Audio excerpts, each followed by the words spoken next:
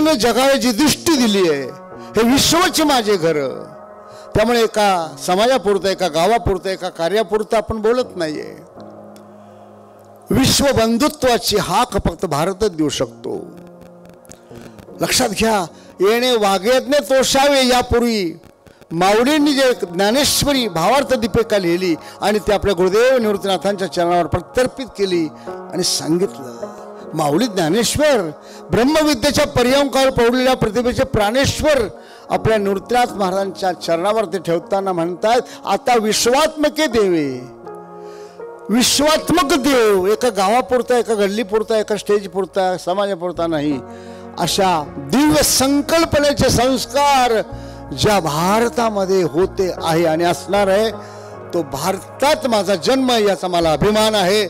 आणि त्यामुळे मी घाबरतो नाही, काही नाही. फक्त एकच प्लस पॉइंट आहे आजचा, की 76व्या वर्षी माझ्या ज्यांच्या पराक्रमाच्या दैदिप्यमान कार्यामुळे नाव घेतलं तरी या वयात वीरश्रींनी मुठ्ठी आवडतात. त्यापैकी एक आहे राणा प्रतापजी आणि त्यांची जयंती. आणि मी नाही म्हणायचं ना म्हणून आलोय, काही फार काही सांगेन, फार काही देईन, असं काही अवास्तव संकल्पना तुमच्याकडून माझ्याकडून करू नका. संस्कार, संस्कार आणि संस्कार. देशातले दगड, दोंडे, पर्वत, राई, वन, वनश्री, शेती, उद्योग यावर त्या देशाचा परिचय नसतो. त्याचा परिचय तिथल्या संस्कारावर, संस्कृतीवर असतो. आणि म्हणून त्यावर विशेष लक्ष दिलं पाहिजे. संस्कार वेगळे आणि वळण वेगळं. लक्षात घ्या. संस्कार हे फक्त मनुष्य प्राण्यासाठी आहे. वळण इतर पशुपक्ष्यांना, प्राण्यांनाही असतं. छडी दाखवली की सर्कशीत हत्ती स्टूलवर बसतो, तो संस्कार नाही, ते वळण आहे. मनुष्य प्राण्याला वळणापेक्षा संस्काराला विशेष महत्व आहे, जे मनातून, चित्तवृत्तीतून बिंबवलं जातं. आणि म्हणून संस्कार हा विषय मला देताना खूप मोठं धाडस तुम्ही केलंय. कारण का हा विषय फक्त शब्द सांगूनही संपतो. बस संस्कार, दॅट्स ऑल. जसं कोणी विचारलं जगाला सगळ्यात मोठा शब्द कोणता, म्हणाले मा, दॅट्स ऑल. याच्यापेक्षा मोठा शब्द नाही. सगळ्यात छोटा शब्द कोणता, म्हणाले मा. बस संपला विषय. तर संस्कार हा शब्दाचा उच्चार हीच त्याच्या महानतेची, व्याख्यानाची खऱ्या अर्थानं आपल्याला काय म्हणतात प्राप्ती आहे. आणि म्हणून विस्तार करून कदाचित माझ्या अल्पज्ञतेमुळे, कदाचित माझ्या भाषेच्या त्रुटीमुळे, कदाचित माझ्या कमी समजुतीमुळे मी त्यांना कमी करू शकतो. म्हणून तसं काही होऊ नये या दिव्यत्वाचा, त्याच दिव्यत्वानं तुम्हालाही लाभ व्हावा असा प्रयत्न मी करतोय. संस्कार हे केव्हा करायचे, कधी करायचे, कोणी करायचे, कसे करायचे, कुठे करायचे, आमच्या म्हणजे आपल्या भारतीय संस्कृतीच्या धर्मग्रंथात असे पुरावे आहेत की संस्कार 16 मांडलेत मनुष्यासाठी, अगदी गर्भधारणेपासून तर अंत्येष्टीपर्यंत. आणि या संस्कारातून जो देह, जे शरीर, जे जीवन प्रणाली, कार्यप्रणाली, विचार प्रणाली, आचार प्रणाली आपली व्यतीत होईल, ते जीवन धन्य होईल, ते जीवन कृतार्थ होईल, ते जीवन फलद्रूप होईल. नाही तर काही उपयोग नाही त्याचा. आणि म्हणून संस्काराला विशेष महत्व आहे. 16 संस्कारावर व्याख्यान द्यायला मला वेळ नाही आणि त्याची इथे ठिकाणी आवश्यकता नाही. मी एवढंच सांगेन की संस्कार बालपणापासूनच दिले पाहिजे. कारण आपण वेगवेगळ्या डिझाईनचे वृक्ष बघतो, अगदी लहान असताना त्याला आकार द्यायला सुरुवात करतात. मोठं झाल्यावर जमत नाही.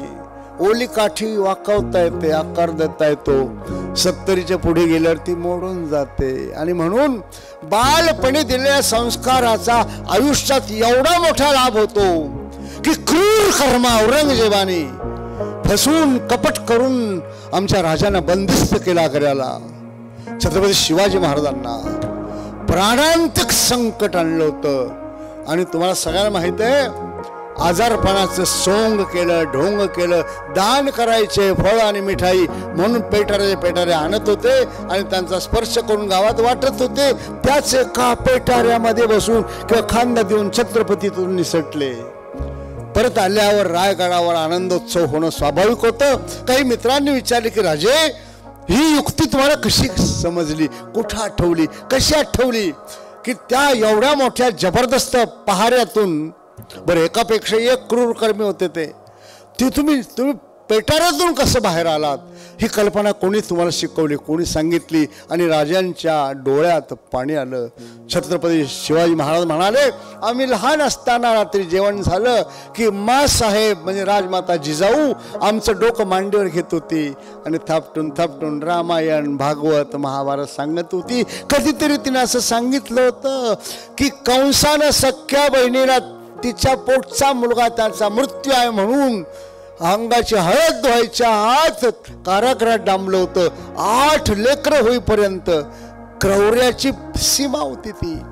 आणि जेव्हा परब्रह्म परमात्म्याचा अवतार आविष्कार झाला म्हणजे श्रीकृष्ण वसुदेव देवकीच्या माध्यमातून जगात आले, तेव्हा वसुदेवानं जेलमध्ये त्यांना ज्या भाकरी येत होत्या त्या भाकरीच्या पेटाऱ्यात घालून कृष्ण कन्हैयाला मथुरेतून गोकुळात पोहोच केलं. जर देवाला कारागृहातून सुटण्यासाठी फळांचा, मिठाईचा, भाकरीचा पेटारा अवलंबता येत असेल तर मला का नाही येणार? ही कथा माँसाहेबांनी लहानपणी सांगितली होती आणि माझ्या लक्षात होती आणि त्याच कथेतून मी प्रेरणा घेतली आणि मी कारागृहातून पेटाऱ्याच्या माध्यमातून बाहेर आलो. सांगू द्या मला, हे संस्कार कदाचित जर तर सोडून द्या, आक्षेप घेऊ नका माझ्या बोलण्यावर, पण जर झाले नसते तर स्वराज्याच्या संस्थापनेला काय झालं असतं? किती सहज आहे, किती सुलभ आहे. आम्ही का देत नाही? आम्ही कुठं कमी पडतो? आम्ही का कमी पडतो? आणि पेशव्यांबरोबर मल्हारराव होळकर एकदा इंदोरचे सरदार कुठल्या स्वारीवर चालले होते आणि अहमदनगर जिल्ह्यातल्या चोंडी गावात दुपारची वेळ झाली, मोठी नदी वाहत होती. म्हणाले सगळ्यांची इथं जेवणाची विश्रांतीची व्यवस्था करा, 3 तास सुट्टी आहे. आणि घोडे बांधले गेले, चरायला सोडले गेले, स्वयंपाक सुरू झाला. एका मोठ्या शामिन्यात मल्हारराव होळकर आणि पेशवे श्रीमंत बसले होते. तेवढ्यात आरडाओरडा झाला की काहीतरी अनपेक्षित आवाज किंवा घटना घडली आणि सगळे घोडे दोर तोडून पळायला लागले. तुफान, कारण घोडा खूप दचकतो, कशालाही दचकतो. पळा पळा पळा पळा पळा पळा. नदीवर कोणी धुवायला होता, कोणी पाणी भरायला आले होते, कोणी कशाला आले होते. मुलं होत्या, मुली होत्या, माणसं होती, बाया होते. पळताय जीवाचा आकांत करून प्रत्येक जण घोड्याच्या टापाखाली जखमी होऊ नये, मरू नये म्हणून आरडाओरडा सुरू झाला. आणि सगळं होताना एक 5 वर्षाची मुलगी त्या वाळवंटात तशीच पालथी पडलेली.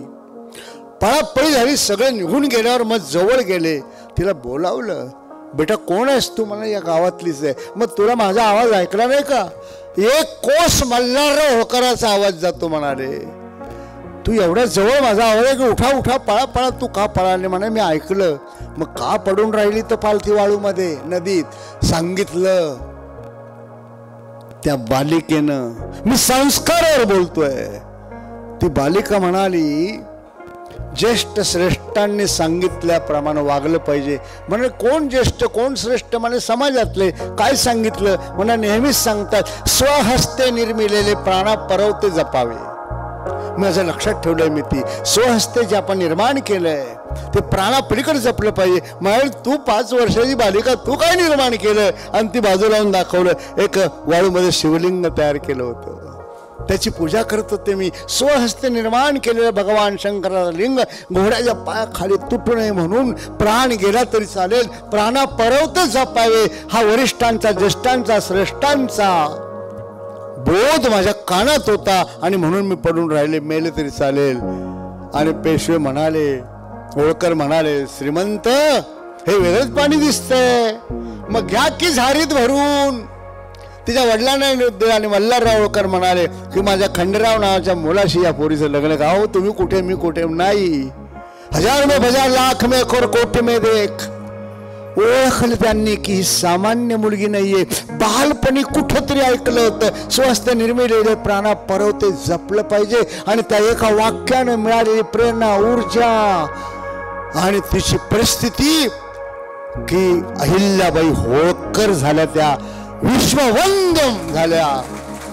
असं एक तीर्थक्षेत्र नाही भारतात जिला अहिल्याबाईंनी मंदिर आणि घाट नाही बांधले. चोंडे गावच्या आहेत आता त्या जिल्ह्यालाही त्यांचं नाव दिलंय. मी का सांगतो बालपणी मुलांच्या कुठेतरी कानात मनामध्ये जाऊ द्या हे त्याच्यासाठी प्रयत्न केले पाहिजे. सज्जनतेचा नीतिमत्तेचा सुसंस्कृतपणेचा नकली बुरखा पांघरणारे जगात खूप आहेत. पण खऱ्या अर्थानं तत्वतः प्रॅक्टिकली पावलोपावली प्रतिश्वास प्रतिक्षणी त्या सुसंस्काराचं स्मरण करून जीवन व्यतीत करणारे फार थोडे आहेत. लाल दिवा आहे पण पोलीस नाही सिग्नलवर. कोण काय करतो चला तोडा सिग्नल. पोलीस नाही पण लाल सिग्नल आहे. आपली जबाबदारी आपल्यावर संस्कार आहे आपण पाळले पाहिजे नियम. हा फरक लक्षात घ्या. सज्जनतेचा बुरखा घेणारे चांगली चांगली माणसं पोलीस नाही. चला आपण आपल्याला फसवतो आपण आपल्याला कमजोर करतो आपण आपल्याला संस्कारापासून दूर नेतो. पाण्याने चिखल होतो पाण्याने चिखल होतो चिखलात पाय मागतो आणि तो पाय धुवायला पुन्हा पाणीच लागतं. कळत न कळत घडलेल्या संगतीनं आहार प्रणालीनं विहार प्रणालीनं विचार प्रणालीनं माणसाच्या मनावर तणावर बुद्धीवर कधी कधी वाईट संस्काराचा पगडा बसतो. पण तो दूर करण्यासाठी अशा व्याख्यानमालांचं अशा कार्यक्रमाचं तुमच्यासारख्यांचं योगदान असलं तर असे अनेक व्याख्यान झाले तर मला खात्री आहे निश्चितपणे समाजातल्या संस्कार क्षमतेला बळ मिळेल. संस्कार शब्दावर मला बोलायला तुम्ही इथं बोलवलंय. तुम्हाला कंटाळा तर नाही आला. संस्कार लाकडाची मोळ्या विकायला चालली होती बाई आता एक. केवढ्याला मोळी 80 रुपयाला. पण तीच लाकड चंदनाची असती तर लाकूड तेच पण चंदनाच असेल तर किमतीत फरक आहे ना. 1000 काही किंमत किलोमध्ये. त्याच चंदनाच्या लाकडाला जर कोरीव काम करून एखादी देवाची किंवा एखादी सुंदर मोराची म्हणा अशी मूर्ती तयार केली तर ती किलोवर जाईल का. लाकडं किलोवर जातात गठ्ठ्यावर जातात. पण त्या लाकडाची संस्कार करून एखादी सुंदर कलाकृती तयार केली तर लाखो रुपये मिळतील. लाकूड तेच. तुम्ही गृहिणी आहात दूध घेतात सकाळी. किती दिवस टिकतं दूध ताई. किती दिवस टिकतं दूध घरात. बोला ना. 1 दिवस 2 दिवस बरोबर. त्याचं दही केलं तर किती दिवस टिकतंय. 8 दिवस. खूप छान. लोणी केलं तर किती दिवस टिकतंय. महिना. तूप केलं तर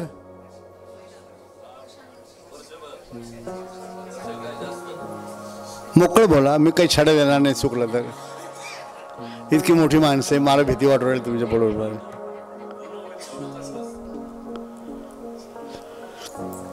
आपला आयुर्वेद सांगतो की शुद्ध तूप आणि शुद्ध मध 100 वर्षापर्यंत टिकतंय. कुठली 1 वर्षाची भाषा करताय. पण ते गाईचं पाहिजे गावठी गाईचं आणि त्या पद्धतीने केलं पाहिजे. मिक्सर मधून नाही. त्या पद्धतीने केलं पाहिजे. विशिष्ट वेळ देऊन. दुधाचं परिवर्तन तुपात झालं किंमत वाढते काय. 1 शेर दुधाची 1 शेर तुपाची किमतीत फरक आहे ना. नक्की बरोबर. 1 शेर दूध खाल्लं किती ताकद. 1 शेर तूप खाल्लं किती ताकद येईल. फरक आहे ना. शक्तिमान झालं किमती झालं आणि ते टिकाऊ झालं. दूध किती टिकतंय तूप किती टिकतंय. ते ड्युरेबल झालं ते टिकाऊ झालं ते किमती झालं आणि ते शक्तिमान झालं. केव्हा दुधावर संस्कार केले. कसे केले. तापून पाणी कमी केलं. दही करून पुन्हा पाणी कमी केलं. घुसळून पुन्हा ताकाचे पाणी बाहेर काढलं आणि लोणी तयार झाल्यावर तुला ते फ्राय करतात पळवतात ना. जेवढं दुधातला पाण्याचा अंश कमी कमी होत जाईल तेवढं ते किमती होईल, टिकाऊ होईल आणि व्हॅल्युएबल होईल, टिकाऊ होईल, शक्तिमान होईल.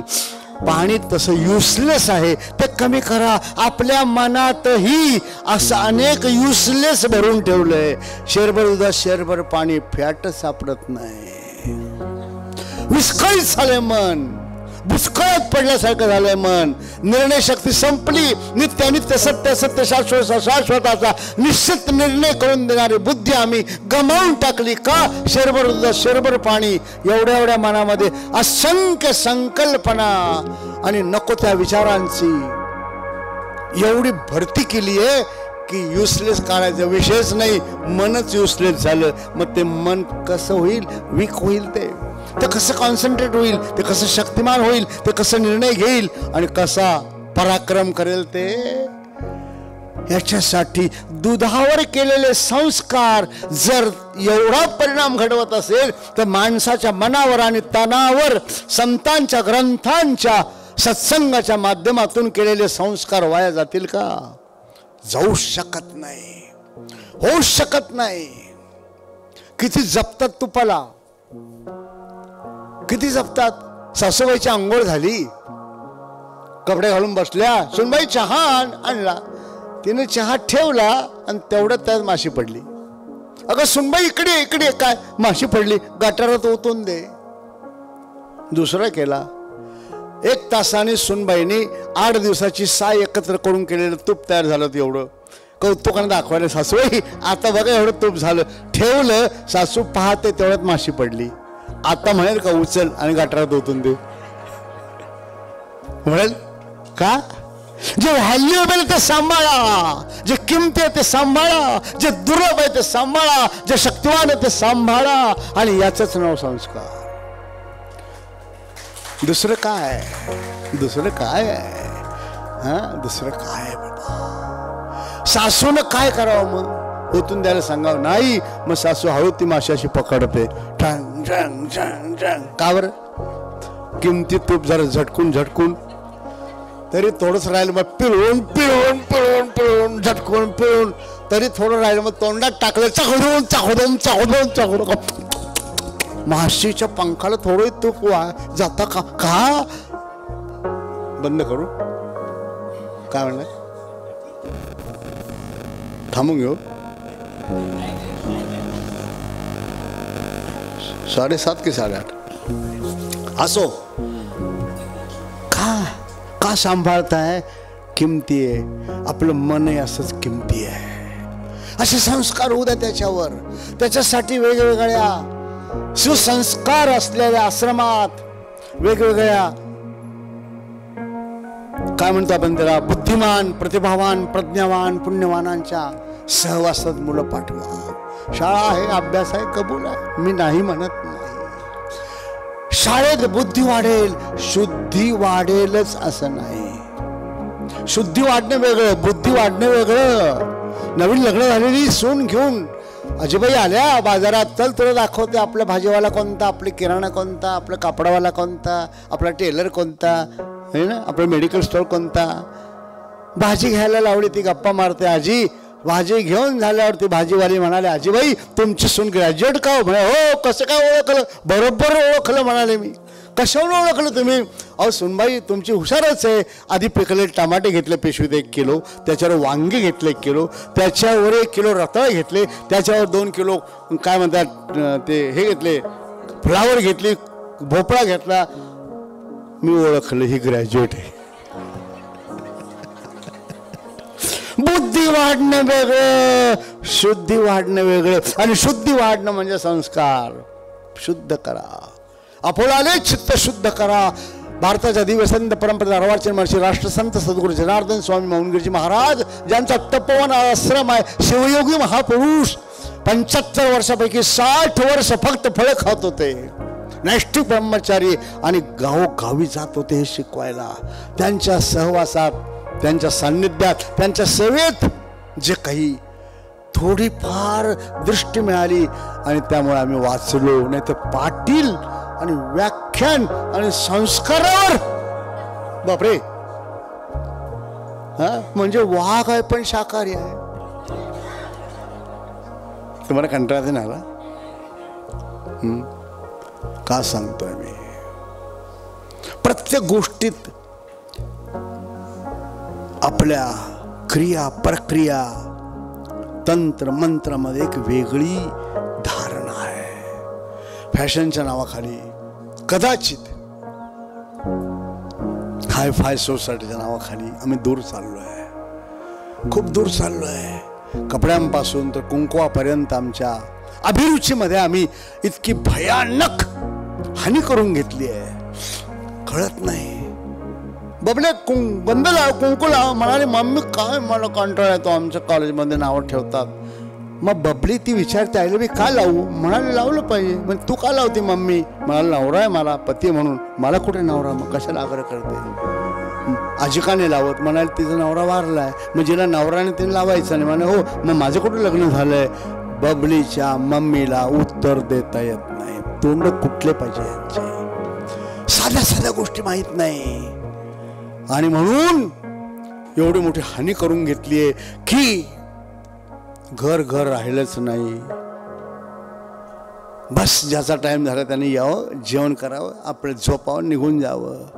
घर म्हणजे काय, हॉटेल एक काय, जिथे एक वाक्यता नाही, एक तत्वाची, एका ध्येयाची, एका विचाराची, एका आचार प्रणालीची, एका अभिरुचीची किंचितही शक्यता नाही. काय चाललंय काय?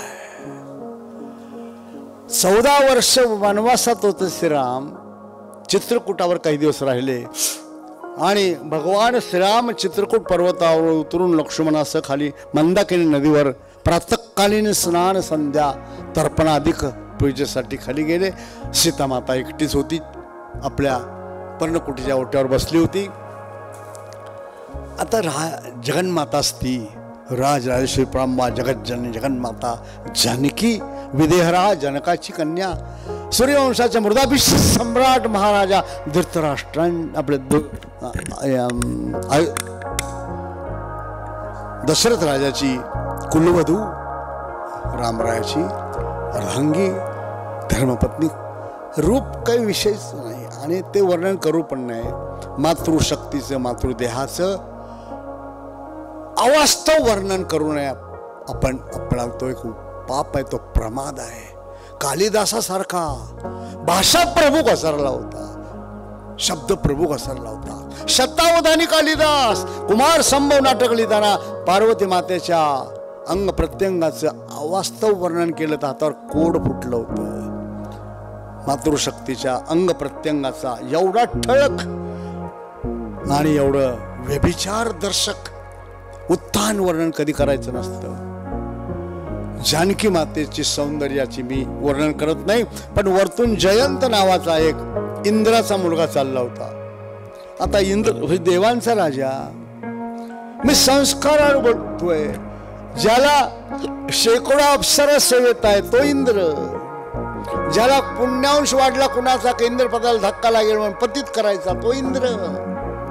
आता त्याची पोरं कशी असतील? आपण पाहतो काही काही उच्च पदस्थांची मुलं किती वाया गेलेली आहेत. काही काही म्हणतो, सगळे नाही. असा इंद्रपुत्र जयंत जानकी मातेचं ते रूप पाहिलं. आता जायचं कसं हिच्या जवळ? त्याच्या बुद्धीत मालिन्य आलं, प्रदूषित झाली बुद्धी आणि तिच्या अंग प्रत्यंगावर आकर्षित झाला. कावळ्याचं रूप घेऊन छातीवर त्यांनी झडप मारली. ती एकदम दचकली. स्त्री स्वभाव आहे तो. इतकी जोरात किंचाळली आणि पळत पळत पळत मोठी आवळून खाली गेली. पर्वत उचलून, डोंगर छोटा आहे तो, कुटियापासून याच्यापर्यंत ती नदी वाहत होती खाली मंदाकिनी. काय झालं काय झालं काय झालं? रामरायाने जवळ घेतलं. थांब थांब, घाबरू नको, काय झालं? म्हणाले तो कावळा. बरे कावळा नाही, तो इंद्रपुत्र आहे, सत्तेचा माज आहे त्याला. त्याने ही चूक केली. एक हातातल्या पूजेचं दर्भ सोडलं, त्याचा बंदोबस्त करायला. घाबरू नको जानकी, जा, आता काही त्रास होणार नाही. निघाली जानकी माता आणि रामरायण थांब थांब थांब थांब, का ग कुंकू कुठे तुझं? म्हणाले अहो तर धावपळीत मला लक्षातच नाही, घामाने पुसलं गेलं असेल. मग कुठं चाललीस तू? चित्रकूटाच्या पर्वतावर आहेस तू, मंदाकिनीच्या काठावर आहेस तू. आणि सुवासिनीनं कुंकवाशिवाय पृथ्वीवर एक पाऊल नाही टाकलं. तरी जवळजवळ ब्रह्महत्येच्या पापा इतका दोष होतो. मग कुंकू लावून मग जा, कुंकू आणू कुठून? मी पळत आले, करंडाने आणला. तुम्ही लावा म्हणाले, आमच्याकडे कुंकू असायचं काय कारण आहे? मी भारतीय संस्कृतीवर बोलतोय, मी भारतीय पुराणांवर बोलतोय, भारतीय अवतरण आविष्कार केलेल्या महापुरुषांबद्दल बोलतो, देवांबद्दल बोलतो, दिव्यत्वाबद्दल बोलतो की काय शिकवून गेले आम्हाला, ते का ऐकायचं, का वाचायचं, का चिंतन करायचं, या सगळ्या गोष्टींचं इथून काहीतरी शिकायला मिळतं, काहीतरी प्रेरणा मिळते, प्रज्ञा मिळते, शक्ती मिळते. रामराय हसले, करंडा आणलाच नाही आणला. अशा पांढऱ्या कपाळाने चालू नये, एक पाऊल पण टाकू नये, धरणी मातेला अपमान होतो, जवळजवळ महापाप होतं त्याचं. काय करू माता? श्रीराम हसले, खडकावर बसले होते, असा खडकावर असा अंगठा घासला रामरायाने, खस खस खस खस खस रक्तबंबाळ झाला आणि सीतेला असा टिळा लावला. लाल म्हणे, जाता ज्या जानकी मातेच्या त्या भयानक परिस्थितीत प्रत्यक्ष परब्रह्म परमात्मा मर्यादा पुरुषोत्तम म्हणून जगामध्ये ज्यांची पूजा होते, त्यांनी तसं जाऊ दिलं नाही. आमच्यावर एवढे प्रसंग येते नाही, एवढे संकट येत नाही, पण आम्हाला कुंकू लावायला वेळ नाही. का होतं असं? सगळा शृंगार करतो आम्ही, पण कुंकू लावायलाच विसरले. उपयोग काय त्याचा?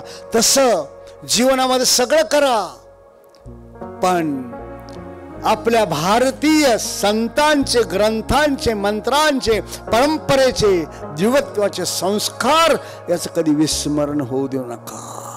त्याच्यासाठी संगत चांगली धरा, सुसंगती सदा घडो, सुजन वाक्य कानी पडो, कलंक मतीचा झडो, विषय सर्वथा न आवडो. सगळं केलं पाहिजे, पण त्याला मर्यादा पाहिजे, त्याला थोडा सीमा पाहिजे. सगळं लागतंय, आम्ही कुठं नाही म्हणतोय, पण कुठंतरी एक लक्ष्मण रेषा आखून घ्या आपल्या जीवन प्रणालीची, आणि मग भीती राहत नाही. लक्षात घ्या, जाऊनही त्या वातावरणात जर तुमची भूमिका उचित नसेल तर त्या भूमीला दोष देऊ नका. जर तुम्हाला काही नाही मिळालं तर, एका ऋषींच्या तपस्वी महात्म्यांच्या आश्रमात 14-15 वर्षाची 2 तरुण मुलं गेली. किशोरावस्थेत, बालपण उरलं नव्हतं, तारुण्य उमजलं नव्हतं, वय होतं शिकण्याचं, खूप सेवा करत होते, विद्याभ्यास करत होते, पण दोघांमध्ये स्पर्धा. काय स्पर्धा? गुरूंची सेवा मी करेन, स्वयंपाक मी करेन, तो म्हणाल मी करेन, भांडे मी घासेल, मी धुईल, मी कपडे धुईल, तो म्हणाल मी. करता करता गुरु कंटाळले, अरे नका असं करू, मग काहीतरी मार्ग काढा. म्हणाले, तू स्वयंपाक कर, तू भांडी घास, तू पूजेची तयारी कर, तू अमुक कर, तू अंथरून टाक, तू पाय दाब. सगळं झालं. आता गुरु झोपल्यावर पाय कोणी दाबायचे याच्यावर वाद. तू उजवा पाय दाब, तू डावा दाब, संपला विषय. आणि त्याप्रमाणे दोघा मुलांची साधना, अभ्यास, जे काय असेल ते स्वाध्याय चालू झाला. पाय दाबण्यापर्यंत मजल येत होती. सगळं तसं होत होतं. उजवा पाय दाबणाऱ्याला त्याच्या घरी काही कार्यक्रम निघाला, सुखदुःखाचा जावं लागलं, म्हणून तो निघून गेला. गुरुदेव झोपले. डावा पाय दाबणारा तो विद्यार्थी डावा पाय दाबत होता. गुरुजी म्हणाले, अरे उजव्या पायाला मुंग्या आल्या रे, थोडा तो दाबून दे. अजिबात नाही, त्याच्या पायाला मी हात लावणार नाही. पाय कोणाचा? गुरुजी तुम्ही काही सांगा, मी त्याच्या पायाला हात लावणार नाही. संस्कारावर बोलतोय मी. भरे समुद्र में मीन प्यासी, देख कबीरा येत हसी. भरल्या समुद्रात मासा म्हणावं, मला पाणी पाहिजे, तहान लागली. कर्म दरिद्रीच की. ब्रह्मांड मोलाचा मानव देह मिळाला, तोही सनातन वैदिक हिंदू धर्माच्या माध्यमातून तीर्थक्षेत्रावर चांगल्या आईबापाच्या पोटी चांगल्या पद्धतीने शिक्षण झालं, उद्योगधंदे झाले, मुलं बाळ झाले. आणि अजूनही जर आपल्याला आता उरलेल्या आयुष्यात कुठंतरी धन्यतेची, कृतार्थतेची, तृप्तीची ओढ नसेल ना, मजा नाही. शेवटी खूप कंटाळे गुरु, अरे खूप त्रास झाला, दाब ना थोडा. उठला रागाने, तो डाव्या पायावाला उजव्या पायाजवळ गेला. पाय दाबता दाबता असा मुरगळून टाकला एकदम तो पाय गुरूंचा. एवढा सुजला. सकाळी उजवा पायावाला आला. काय झालं गुरुदेव? अरे तू नव्हता, उजव्या पायाला खूप मुंग्या आल्या. त्याला म्हणलं थोडं दाबून दे. तो ऐकायला तयार नाही. भाऊ दादा केलं, मुरगळून टाकला रे त्याने. माझा उजवा त्याने मुरगळला. त्याचा डावा मोडून टाकतो म्हणाले. बाहेर गेला एवढा दगड आला. मी संस्कारावर बोलतो, मोरा तुझे गेले पाय, आता रडून उपयोग काय. हे अंतःकरणापासून असलं पाहिजे. चंदनाच्या आसपास जेवढी झाडं असतात त्या सगळ्यांना तो सुगंध लागतो. फक्त 2 असे आहेत ज्याच्यात तो सुगंध प्रवेश करत नाही. एक म्हणजे केळीचं झाड, कारण त्याला गाभा नाहीये. एक पान काढलं की दुसरं, ते पान काढलं की तिसरं, ते काढलं की चौथं. ज्याला स्वत्वाचा गाभा नाही, ज्याला अधिष्ठानाचा गाभा नाही, ज्याला सत्याचा गाभा नाही, ज्याला संस्काराचा गाभा नाही, अशी माणसं कुठेही गेली तरी पोकळच राहतील. आणि दुसरी वनस्पती आहे बांबू. चंदनाच्या जवळ जरी झाड असलं, बांबू तो सुगंध प्रवेश करत नाही. आणि त्या बांबूच्या आतमध्ये असे मध्ये मध्ये काय असतं, ते खटके असतात ना काहीतरी, असे आतल्या गाठीचे माणसं.